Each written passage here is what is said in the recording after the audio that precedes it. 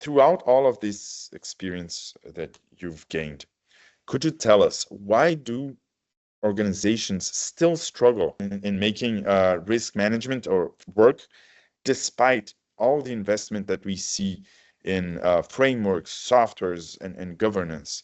So we know that there is a lot of investment in that, but some organizations still struggle with it.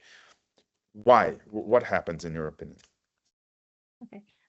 Thank you, Guy. So from what I've seen from my experience is that most organizations don't lack frameworks anymore. They already have mature governance methodologies and even dedicated teams for their risk management, right? So the challenge at this time when it comes to risk management is the operational execution, right? So they already have the governance maturity in place.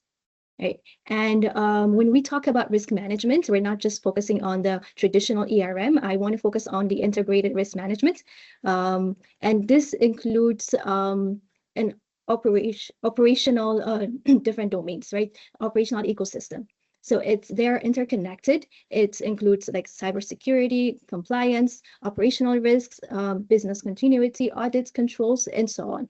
Right. So the problem is not that organizations they're not just focused on ERM, which is good, but they have these multiple functions. And all of these domains are currently being managed independently. They have separate systems, separate workflows, even separate reporting structure. And the way they also organize their ownership structure is also very segregated and different from one another. And when you look at it to the reality from the frontline workers, the gap is that they would have to interact with all these domains simultaneously, right? So the governance is currently centralized, but we have an issue when it comes to the execution distribution. Okay, so when we talk about the breakdowns, Don, you want to add something, Kay? Yeah, so I'm imagining the frontline people there, right? Imagining someone from sales or marketing or operations or logistics.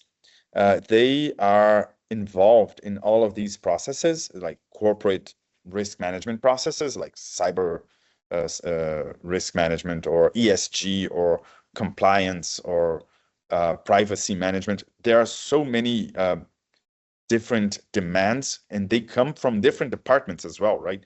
ESG comes from one department, cyber from IT in general. Some of these will come from internal control, others will come from risk management department.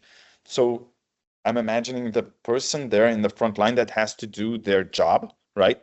That and getting all of these demands from all of these different departments. And here you're only addressing risk ecosystem, right? You're not even tackling like strategy or performance or HR, people development and other corporate processes. So on top of their daily work in operations, marketing, logistics, or whatever they actually do in their organization, they get all of these other demands, right? This can be actually overwhelming, right?